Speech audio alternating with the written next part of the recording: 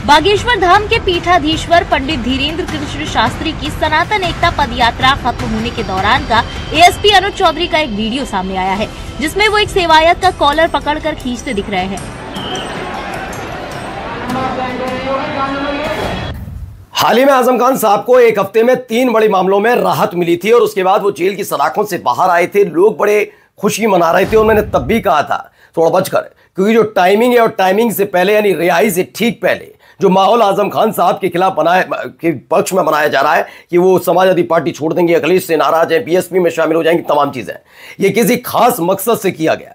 वरना आप सोचिए, छोटे छोटे मामलों में अगर किसी व्यक्ति को जेल की सलाखों के पीछे ठूंस कर रखा जाए और कोर्ट की एक अदालत भी इस बात पर टिप्पणी कर दे कि लगता है कि आजम खान साहब को जेल की सलाखों के पीछे रखना मकसद है, तो खुद सोचिए ऐसा कैसे होगा। अब देखिए नया मामला आ गया, शायद खरे नहीं उतर पाए बीजेपी की मंसूबों पर, इसीलिए शायद एक और मामले में सजा हो गई, जेल चले गए। लेकिन आज बात सिर्फ ये नहीं है कि आजम खान साहब जेल गए। मैं तो कहता हूं जिसने गलत किया उसे जेल की सलाखों के पीछे होना चाहिए, चाहे वो कितना ही कद्दावर नेता, अधिकारी, मंत्री कोई भी हो। लेकिन सवाल ये उठता है कि एक देश दो विधान कब तक चलेगा। आपको दिखाऊंगा भारतीय जनता पार्टी की एक कद्दावर नेता रही, उनके खिलाफ उसी समय मामला सेम उठा था, 2 पैन कार्ड वाला, लेकिन ना जांच की और ना कोई मसला उठा। इस देश की मीडिया में तो हिम्मत तक नहीं थी उस वक्त उस नेता के बारे में कुछ लिख पाए। खैर, एक देश दो विधान का जो मैंने जिक्र किया वो भी दिखाऊंगा कि कैसे अखलाक के हत्यारों पर रहम बरसाया जाता है, लेकिन दूसरी तरफ जहां मुसलमान होते हैं उन्हें उम्र कैद की सजा सुना दी जाती है। दिखाऊंगा यह भी कि जब खाकी वर्दी वाले सरकार की और पार्टी के पैरोकारी करने लगे तो क्या होता है। तमाम चीजें हैं, तमाम खबरें हैं। पहले ये खबर देखिए, खबर नंबर 1। ये खबर निकलकर सामने आई एचआरडी मिनिस्टर है, एक कपिल नाम के व्यक्ति हैं। इन्होंने साल 2015 में, जी हां 2015 में, यानी मोदी सरकार के आने के 1 साल बाद एक खबर बताई थी।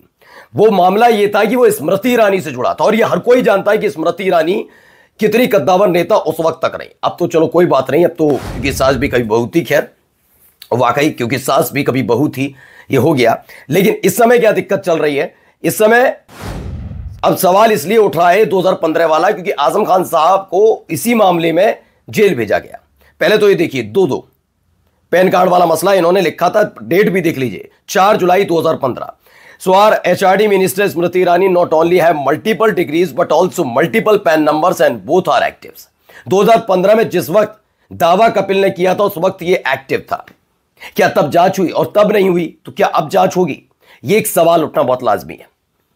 हो पाएगा? नैतिकता सिर्फ विपक्ष के लिए। आजम खान अगर बीजेपी के मंसूबों पर कामयाब ना हो पाए तो फिर दोबारा जेल भेज दिया जाए। चलिए मसला भी बता दूं, मामला अब्दुल्ला आजम से जुड़ा है, 2 पैन कार्ड वाला, लेकिन डैडी को भेज दिया आजम खान को। तो अब सवाल है कि क्या जांच होगी और जांच में अगर सही पाया गया तो स्मृति ईरानी समेत उनके परिवार के सदस्यों को भी जेल भेजा जाएगा? सवाल उठना लाजमी है, क्योंकि आजम खान साहब को इसी आधार पर भेजा गया है। देखिए इसमें प्रोफेसर इलाहाबादी लिखते हैं, कपिल का 2015 का पोस्ट देखा इन्होंने, उसी वक्त एक्सपोज किया था कि स्मृति ईरानी के पास 2 पैन कार्ड हैं। सबसे बड़ी बात फैक्ट चेक से पता चला था कि दोनों पैन एक्टिव थे। आज आजम खान साहब को जेल हुई 2 पैन कार्ड की वजह से। स्मृति ईरानी पर अभी तक कोई कार्रवाई क्यों नहीं हुई? देश की जनता जानना चाहती है, ये उनका सवाल है। देखिए यही वाला उन्होंने 1 using husband name, 1 using father name, ये दोनों चीजें। वंदना मीरा लिखती हैं, ये दोगला कानून क्यों? आजम खान को 2 पैन कार्ड के लिए 7 साल की सजा हो सकती है, लेकिन वही स्मृति ईरानी को 2 पैन कार्ड कितने साल की सजा हुई? सवाल हर कोई पूछेगा ना। मंत्री है, मैंने कहा ना भारतीय जनता पार्टी, ये खासकर ये वाली सरकार में पर्देदारी रही नहीं है, खुल्लम खुल्ला है, ये हमारा है, ये भ्रष्टाचार कर ले, ये घोटाला कर ले, ये नियम कायदे कानून को खूंटी पर टांग दे, नहीं, इसके खिलाफ तो नहीं। और तुमने गलती से भी रेड लाइट क्रॉस कर दी चलते टाइम तो यकीन मानकर चलिए 575 तरह के चालान कटवा देंगे, ये जिम्मेदारी है। ये स्थिति तो है। आगे देखिए कविश अजीज ने भी उसका एक अलग फॉर्मेट निकाल कर सामने सबके सामने रखा। इसमें दोनों हैं, स्मृति ईरानी के 2 पैन कार्ड का जिक्र किया जा रहा है कि स्मृति ईरानी के 2 पैन कार्ड हैं।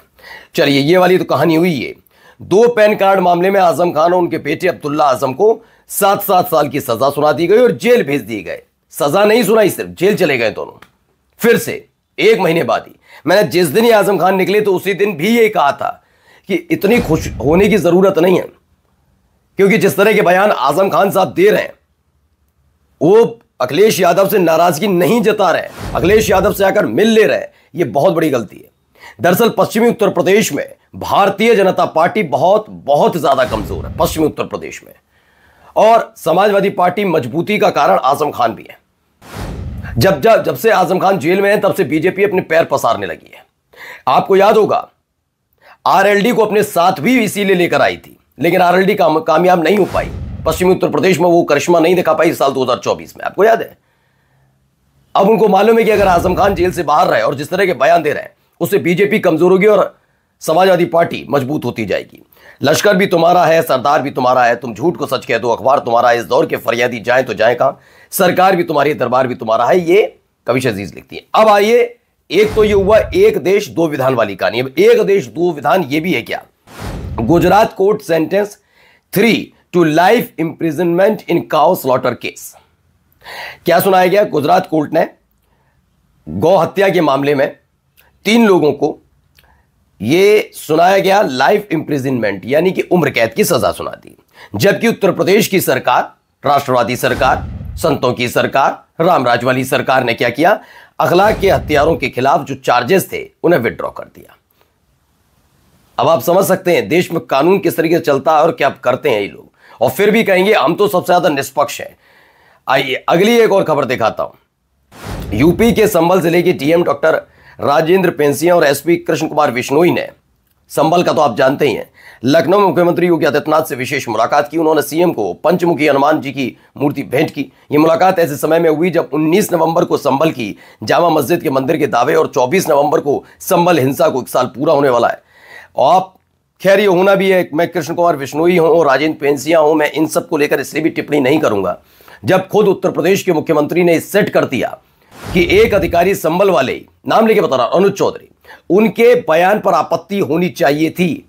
पुलिस नियमावली का उस व्यक्ति ने उल्लंघन किया था, उस अधिकारी ने, लेकिन उनकी पीठ थपथपाने का काम यही योगी आदित्यनाथ कर रहे थे। याद है ना योगी आदित्यनाथ ने कैसे पीठ थपथपाने का काम किया था, क्या गलत कह दिया, पहलवान है ये देखिए, उसके बाद प्रमोट कर दिया। तो हर अधिकारी में ये चीज चल रही है कि कुछ ऐसा किया जाए कि बाबा खुश हो जाए। 27 तक तो सरकार है ही ना, प्रमोशन मिल जाए, कुछ मिल जाए, शायद यही होगा। इसलिए सारी नियमावलियों को खूंटी पर टांगा जा रहा, कोई लेना देना नहीं, पुलिस नियमावली का कोई लेना देना नहीं। उस समय पूर्व डीजीपी जो थे उन्होंने भी आलोचना की थी कि अनुज चौधरी ने जो बयान दिया वाकई पुलिस नियमावली के खिलाफ है। लेकिन पुलिस नियमावली तब आएगी ना जब मुख्यमंत्री कुछ सपोर्ट न करना बंद करे, तो हो ही रहा है खुलकर। अब आइए, पाखंडी बाबा बागेश्वर की सांप्रदायिक पदयात्रा सफल करने में जुटा प्रशासन। मजदूर मोर्चा नाम का है, जरूर आपने नहीं पढ़ा होगा, लेकिन ताकत देखकर आप समझ सकते हैं कि यह ताकत की जरूरत थी। अब आप कहेंगे पाखंडी किसी को लिख देने से ताकत कहां से आई? तो बात जो है हकीकत, यकीन मानकर चलिए, धीरेन्द्र शास्त्री आज तक साबित नहीं कर पाए। लेकिन कहने को सनातनी सनातनी कहने से नहीं होता, वाकई सनातन के लिए क्या किया वो पता। हर कोई जानता है ये पार्टी विशेष के एक नेता के तौर पर काम करने वाले व्यक्ति हैं, वरना फिर तो मैं कहूंगा राम रहीम भी पाखंडी नहीं है, आशाराम के बारे में भी कुछ मत कहना, सब जानते हैं ना। तो यही है स्थिति इनका, इस सब जानते हैं धीरेन्द्र शास्त्री के भाई की हरकतें क्या है वो व्यक्ति। अब आइए अगली खबर और देखिए, यहां देखिए वही अधिकारी जिसको गले लगाया था योगी आदित्यनाथ ने, मतलब गले लगाने का मतलब बहुत ज्यादा प्यार लुटाया था। अब देखिए यहां क्या हो रहा है, पहले देखिए, ये देखिए एक व्यक्ति को गरिबान पकड़ के किसी, कौन है ये, कोई मुस्लिम समाज का तो नहीं है। ये देखिए फिर गिरवा पकड़ेगा, देखो अनुज चौधरी की हरकत है। लेकिन अब ना सनातन को कोई दिक्कत, ना किसी को कोई लेना देना नहीं। आप देखिए क्या हरकतें हो रही हैं। ये अनुज चौधरी हैं, चर्चित एएसपी अनुज चौधरी ने धीरेन्द्र शास्त्री की सनातन एकता पदयात्रा में सेवायत का कॉलर पकड़कर बाहर किया। लेकिन सनातनियों की भावनाएं आहत नहीं होनी चाहिए, क्योंकि अनुज चौधरी ने किया और धीरेन्द्र शास्त्री के कार्यक्रम में किया। एक ये भी है, नरेंद्र मोदी साहब ने एक ट्वीट किया, उर्दू में लिखा था, जिस पर देवेंद्र पाल सिंह लिखते हैं, अंधभक्तों आप साहब को मुल्ला और आगे जो वर्ड है वो नहीं कहोगे। मेरे स्टेटस में उर्दू लिखी देखकर तो तुम लोगों को हो जाती है। और चलिए ठीक है, जो उन्होंने लिखा, फिलहाल नरेंद्र मोदी साहब ने उर्दू में ये ट्वीट किया, उसका चर्चा का विषय। और जाते आते खबर, लगभग सभी न्यूज़ चैनलों ने दिल्ली ब्लास्ट के संदिग्ध डॉक्टर आरिफ की गिरफ्तारी की खबर दिखाते हुए एक तस्वीर चलाई। ये तस्वीर आरोपी की नहीं बल्कि केरल के डॉक्टर मोहम्मद आरिफ ए की थी, जिसका दिल्ली धमाके से कोई संबंध नहीं। कैसी बातें, यहां तो कुछ भी कर सकते हैं। कौन सा है जो है TV9 भारतवर्ष, वियोन जी वाला 5 जन, उसको तो अधिकार है 5 जन को, ठीक है। रिपब्लिक, DNA, न्यूज, जी न्यूज, न्यूज नेशन, कौन सा है ना, ओप इंडिया, ये तो चलाएंगे, इन्हें अधिकार दिया गया है। जब ये भारत और पाकिस्तान के बीच चल रहे विवाद में तमाशे कर सकते हैं तो ये तो हक बनता है इनका। नमस्कार।